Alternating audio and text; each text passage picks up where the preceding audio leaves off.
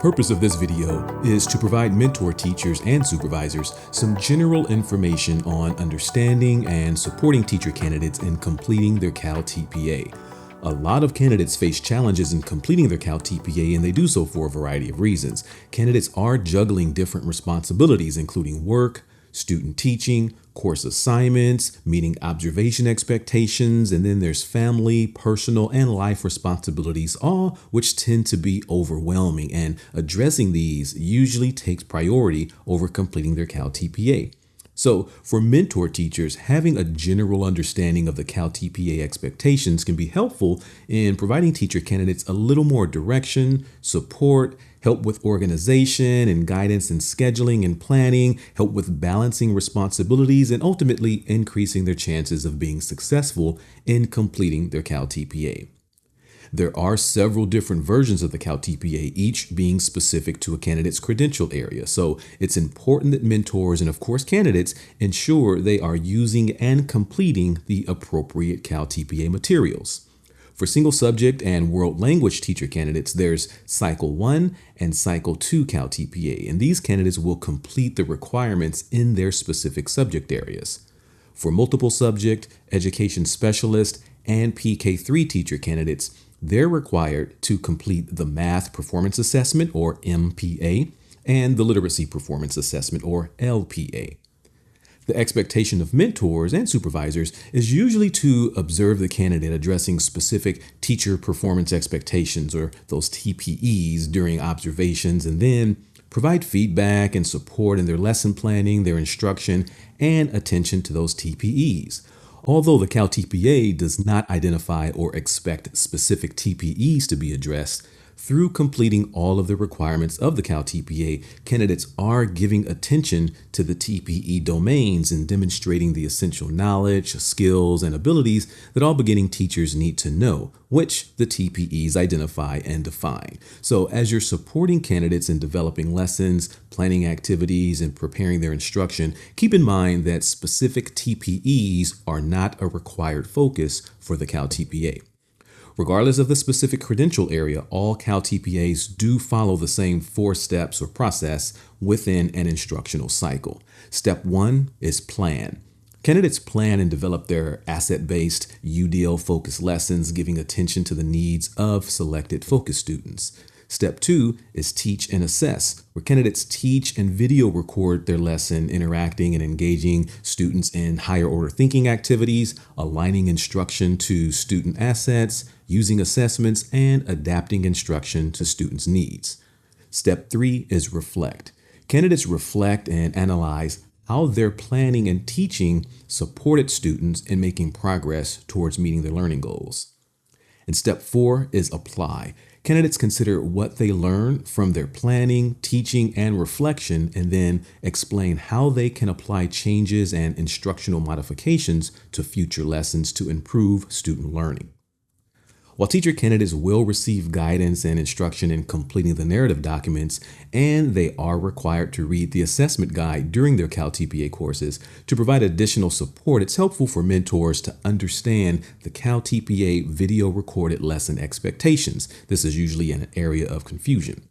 Although there are some slight differences, the general video recorded lesson expectations for each CalTPA credential area are similar. For the Math Performance Assessment, or Cycle 1, candidates will need to plan, teach, and video record one entire lesson, and then select and submit 1 to 3 clips from that lesson. Within those 1 to 3 clips, candidates are required to demonstrate 3 different things. Number 1, how they address active content-specific learning. So candidates will need to show how they are providing asset-based instruction, how they and the students are actively interacting and engaging in the lesson, demonstrating how they encourage higher order thinking, and how they provide a safe, positive learning environment. The second thing that needs to be demonstrated is how they are addressing content-specific academic language development. Candidates must show how they support the students in making progress towards meeting the ALD learning goals, and this includes helping students improve their oral, written, auditory, and visual language proficiency, addressing reading skills, participating in meaningful discussions, and mastering complex vocabulary.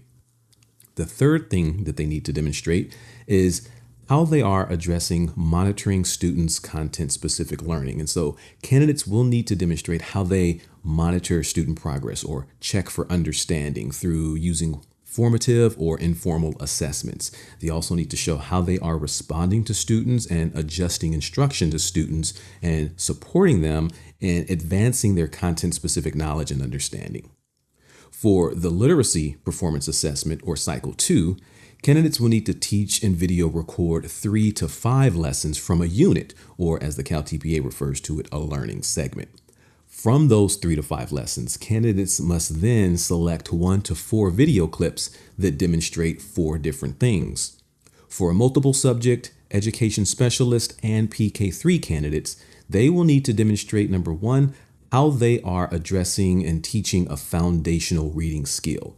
So here, the candidate will need to select a clip that shows them actively engaging the students as they teach the selected foundational reading skill, and they must do this using a direct and explicit approach. The second thing that they need to see, how they are addressing teaching an additional theme. Now, the additional themes are identified in the ELA/ELD framework, and they include making meaning, language development, effective expression, and content knowledge. So candidates must select a clip that shows them actively engaging and interacting with the students as they provide integrated ELD instruction, which is addressing the California State Standard and the ELD standards in the selected additional theme.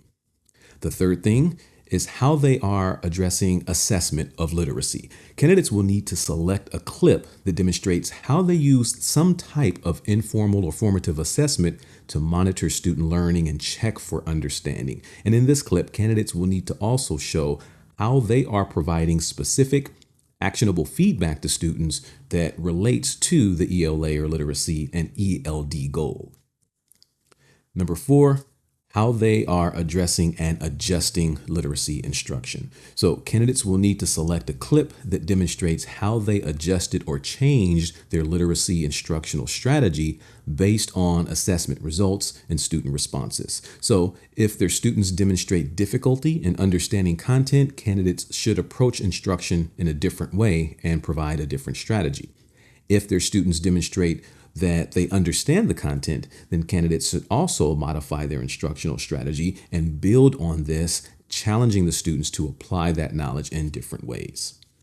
Now, for single subject and world language candidates, they will need to demonstrate, number 1, how they address deep learning of the content. Candidates will need to select a clip that shows them actively engaging the students in deep learning of the content to enhance their content-specific knowledge, skills, and or abilities. In other words, demonstrate high-quality teaching. The second thing that needs to be seen is how they address integrated ELD.